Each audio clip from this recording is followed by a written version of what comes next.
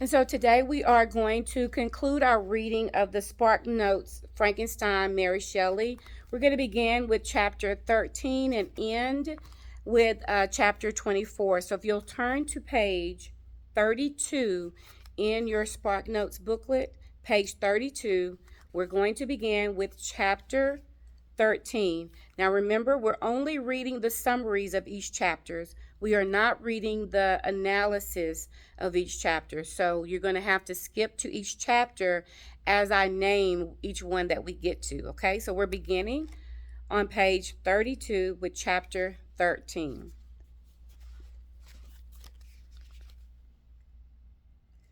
Chapter 13. As winter thaws into spring, the monster notices that the cottagers, particularly Felix, seem unhappy. A beautiful woman in a dark dress and veil arrives at the cottage on horseback and asks to see Felix. Felix becomes ecstatic the moment he sees her. The woman, who does not speak the language of the cottagers, is named Safie. She moves into the cottage, and the mood of the household immediately brightens. As Safie learns the language of the cottagers, so does the monster. He also learns to read, and since Felix uses Constantine Francois de Volney's Ruin of Empire to instruct Safie, he learns a bit of world history in the process. Now able to speak and understand the language perfectly, the monster learns about human society by listening to the cottagers' conversations. Reflecting on his own situation, he realizes that he is deformed and alone. Was I, then, a monster, he asks, a blot upon the earth from which all men fled and whom all men disowned? He also learns about the pleasures and obligations of the family and of human relations in general, which deepens the agony of his own isolation. Chapter 14.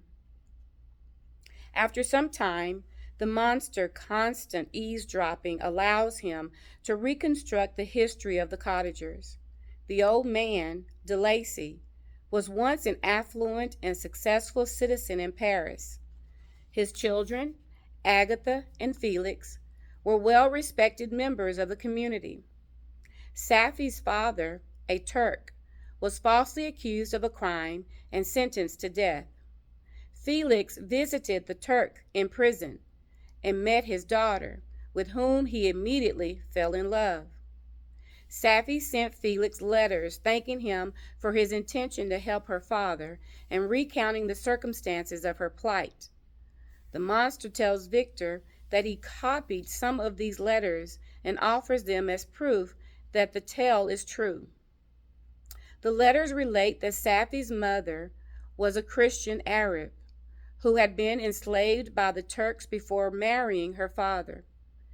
She inculcated in Safie an independence and intelligence that Islam prevented Turkish women from cultivating.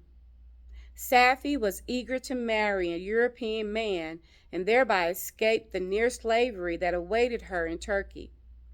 Felix successfully coordinated her father's escape from prison, but when the plot was discovered, Felix, Agatha, and de Lacy were exiled from France and stripped of their wealth. They then moved into the cottage in Germany upon which the monster had stumbled. Meanwhile, the Turk tried to force Safie to return to Constantinople with him, but she managed to escape with some money and the knowledge of Felix's whereabouts.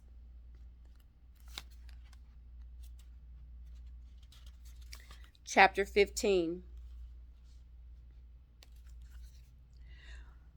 While foraging for food in the woods around the cottage one night, the monster finds an abandoned leather satchel containing some clothes and books.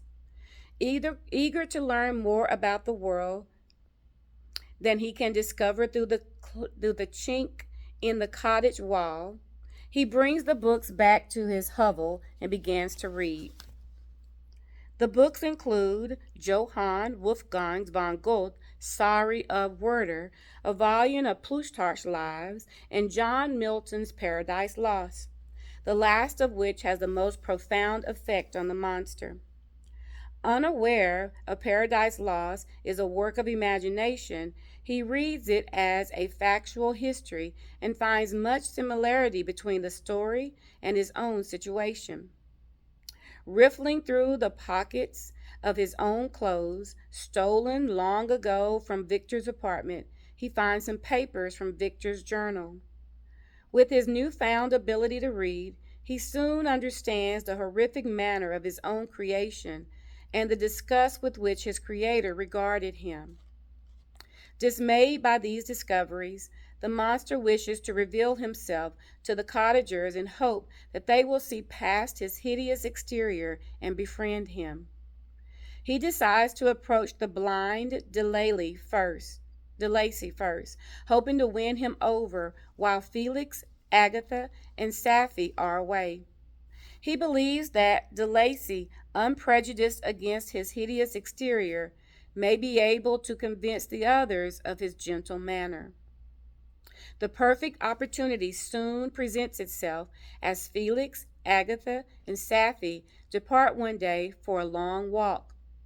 The monster nervously enters the cottage and begins to speak to the old man. Just as he begins to explain his situation, however, the other three return unexpectedly. Felix drives the monster away, horrified by his appearance.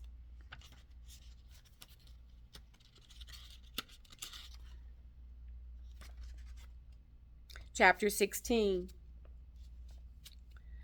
In the wake of this rejection, the monster swears to revenge himself against all human beings, his creator in particular. Journeying from months out of sight of others, he makes his way toward Geneva. On the way, he spots a young girl. Seemingly alone, the girl slips into a stream and appears to be on the verge of drowning. When the monster rescues the girl from the water, the man accompanying her, suspecting him of having attacked her, shoots him. As he nears Geneva, the monster runs across Victor's younger brother, William, in the woods. When William mentions that his father is Alphonse Frankenstein, the monster erupts in a rage of revengeance and strangles the boy to death with his bare hands. He takes a picture of Caroline Frankenstein that the boy has been holding and places it in the folds of the dress of the girl sleeping in the barn, Justine Moritz, who is later executed for William's murder. Having explained to Victor the circumstances behind William's murder and Justine's conviction, the monster implores Victor to create another monster to accompany him and he be his mate. Chapter 17. The monster tells Victor that it is his right to have a female monster companion. Victor refuses at first, but the monster appeals to Victor's sense of responsibility as his creator. He tells Victor that all his evil actions have been a result of desperate loneliness. He promises to take his new mate to South America to hide in the jungle far from human contact. With the sympathy of a fellow monster, he argues he will no longer be compelled to kill. Convinced by these arguments, Victor finally agrees to create a female monster. Overjoyed but still skeptical, the monster tells Victor that he will monitor Victor's progress and that Victor need not worry about contacting him when his work is done.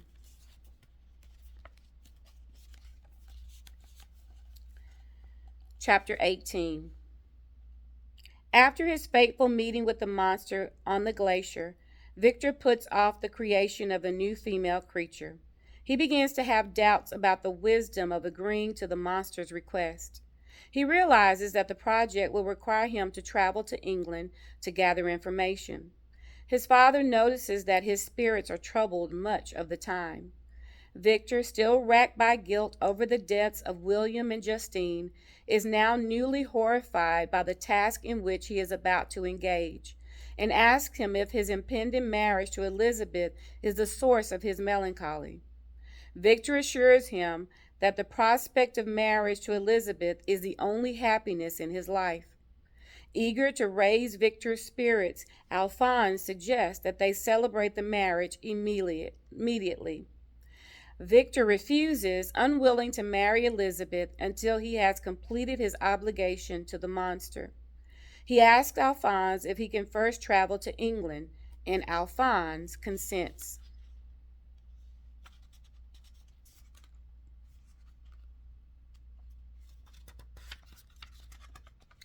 Victor and Alphonse arrange a 2-year tour on which Henry Clerval, eager to begin his studies after several years of unpleasant work for his father in Geneva, will accompany Victor. After traveling for a while, they reach London. Chapter 19. Victor and Henry journey through England and Scotland, but Victor grows impatient to begin his work and free himself of his bond to the monster. Victor has an acquaintance in the Scottish town with whom he urges Henry to stay while he goes along on tour of Scotland. Henry consents reluctantly, and Victor departs for a remote, desolate island in the Orkneys to complete his project. Quickly setting up a laboratory in a small shack, Victor devotes many hours to working on his new creature. He often has trouble continuing his work, however, knowing how unsatisfying, even grotesque, the product of his labor will be. Chapter 20. While working one night, Victor begins to think about what might happen after he finishes his creation. He imagines that his new creature might not want to seclude herself as the monster had promised, or that the two creatures might have children, creating a race of devils on the earth. In the midst of these reflections and growing concerns, Victor looks up to see the monster grinning at him through the window. Overcome by the monster's hideousness and the possibility of a second creature like him, he destroys his work in progress. The monster becomes enraged at Victor for breaking his promise and at the prospect of his own continued solitude. He curses and vows revenge, then departs, swearing that he will be with Victor on his wedding night. The following night, Victor receives a letter from Henry, who, tired of Scotland, suggests that they continue their travels. Before he leaves his shack, Victor cleans and packs his chemical instruments and collects the remains of his second creature. Late that evening, he rows out onto the ocean and throws the remains into the water, allowing himself to rest in the boat for a while. When he awakes, he finds that the winds will not permit him to return to shore. Panicking in fear for his life, he contemplates the possibility of dying at sea, blown far out into the Atlantic. Soon the winds change, however, and he reaches shore near a town. When he lands, a group of townspeople greet him rudely, telling him that he is under suspicion for a murder discovered the previous night.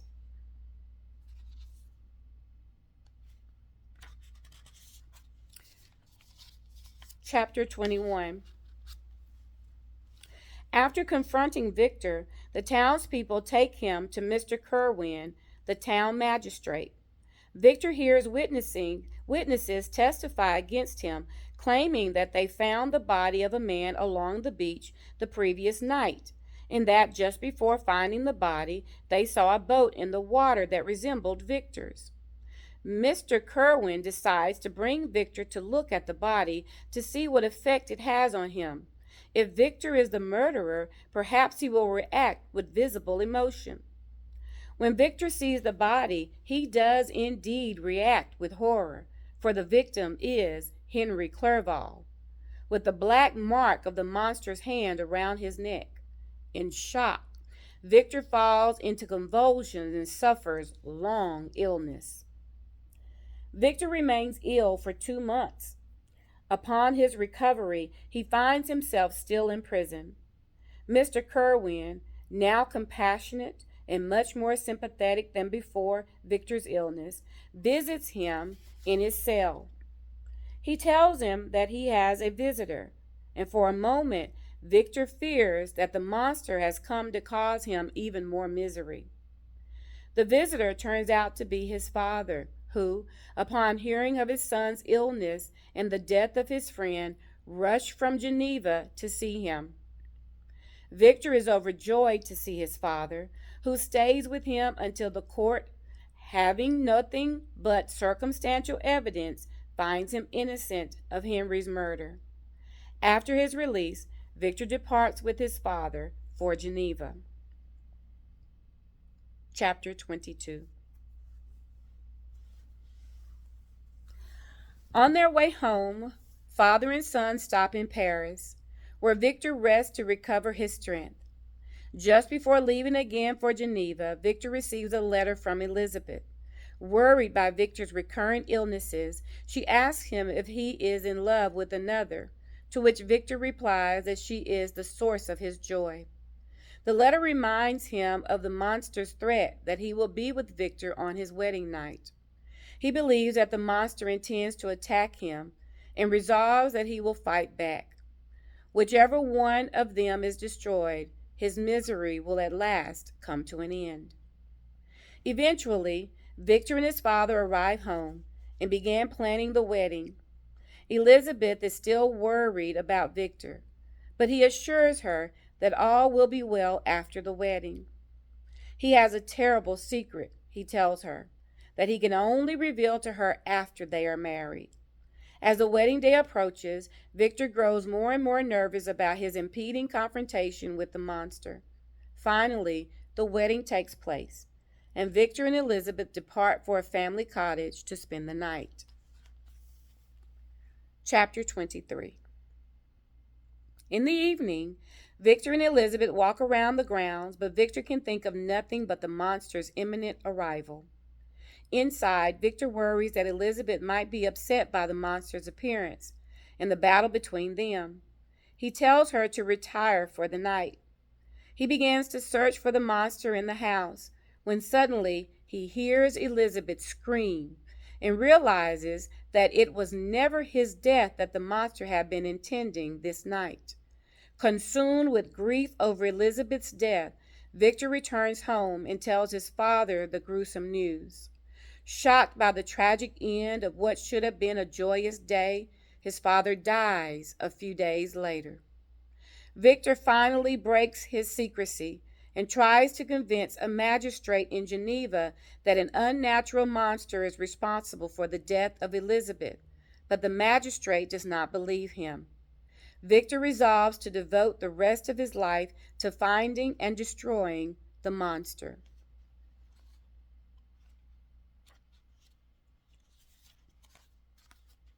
Chapter 24. His whole family destroyed. Victor decides to leave Geneva and the painful memories it holds behind him forever. He tracks the monster for months, guided by slight clues, messages, and hints that the monster leaves for him. Angered by these taunts, Victor continues his pursuit into the ice and snow of the north. There he meets Walton and tells his story. He entreats Walton to continue his search for vengeance after he is dead. Walton in continuation. Walton then regains control of the narrative, continuing the story in the form of further letters to his sister. He tells her that he believes in the truth of Victor's story. He laments that he did not know Victor, who remains on the brink of death in better days. One morning, Walton's crewmen enter his cabin and beg him to promise that they will return to England if they break out of the ice in which they have been trapped ever since the night they first saw the monster sledge. Victor speaks up, however, and convinces the men that the glory and honor of their quest should be enough motivation for them to continue toward their goal. They are momentarily moved, but 2 days later they again entreat Walton, who consents to the plan of return. Just before the ship is set to head back to England, Victor dies.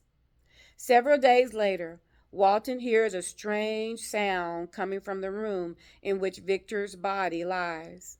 Investigating the noise, Walton is startled to find the monster, as hideous as Victor had described, weeping over his dead creator's body. The monster begins to tell him all his sufferings.